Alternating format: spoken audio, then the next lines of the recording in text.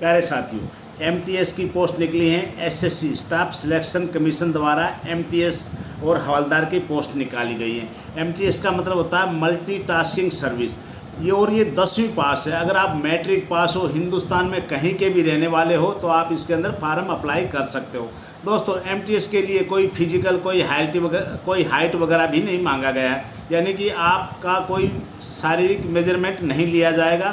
सिर्फ आप 10वीं पास हो और रिटन एग्जाम क्लियर कर सकते हो तो आपको ये सरकारी जॉब मिल सकती है। सबसे पहले सवाल है, बहुत से दोस्तों के फ़ोन आ रहे हैं, बहुत से कमेंट्स आ रहे हैं कि सर ये एमटीएस क्या होता है, क्या ये चपरासी की नौकरी है या ऑफिस के अंदर झाड़ू पोछा तो नहीं लगाना पड़ेगा। देखिए दोस्तों, ये बिल्कुल सब गलत है, ऐसा कुछ भी काम नहीं है।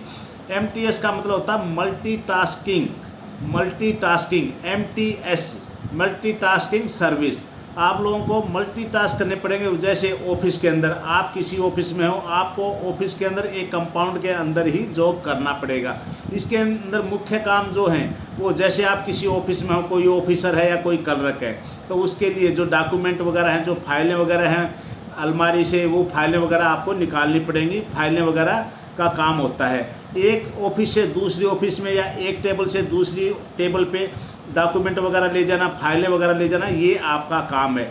दूसरा, डॉक्यूमेंट को क्लियर करना, जैसे फाइलों के अंदर पेपर वगैरह लगाना है, कौन सी फाइल कहाँ पर है, कौन सी फाइल के अंदर ये डॉक्यूमेंट लगाने हैं, कौन सी फाइल के अंदर क्या डॉक्यूमेंट निकाल के देना है, आपको ये काम है।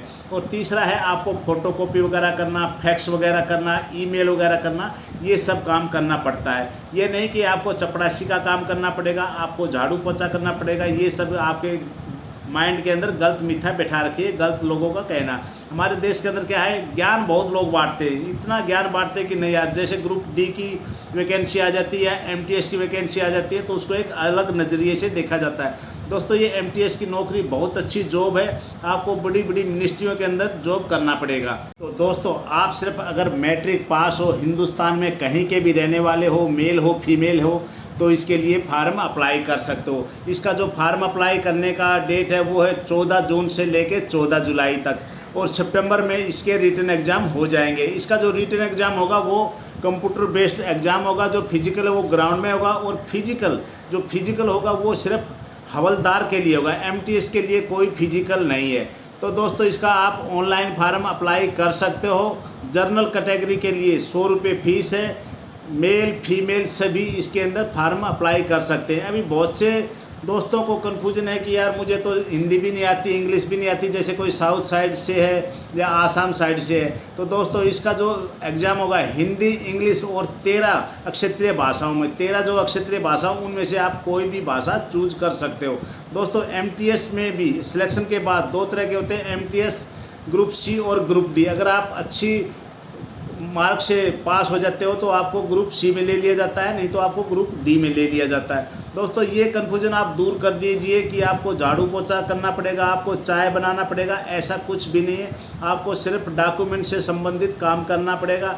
आपको कंप्यूटर पे भी कभी कभी काम करना पड़ सकता है। आप जिस सेक्शन में हो उसका फिजिकली डॉक्यूमेंट्स का देखभाल करना पड़ेगा, उस सेक्शन की थोड़ी साफ़ सफाई करनी पड़ेगी। पूरे डॉक्यूमेंट की जिम्मेवारी आपके ऊपर ही ज़्यादातर रहेगी। बहुत से नौजवानों को है कि इसमें ड्रेस मिलेगा या नहीं मिलेगा। देखिए दोस्तों, जो एमटीएस है उसको ड्रेस नहीं मिलेगा, और जो हवलदार है, हवलदार को ड्रेस मिलेगा।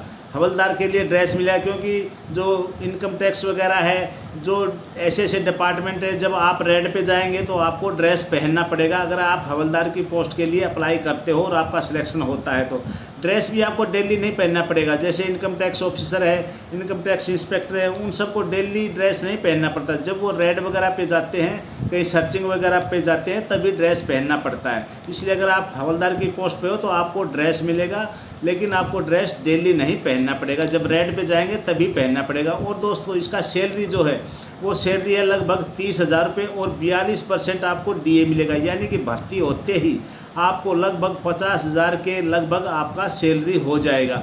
दोस्तों, इसके अंदर आपको गवर्नमेंट की तरफ से घर मिलेगा, पूरी फैसिलिटी मिलेंगी।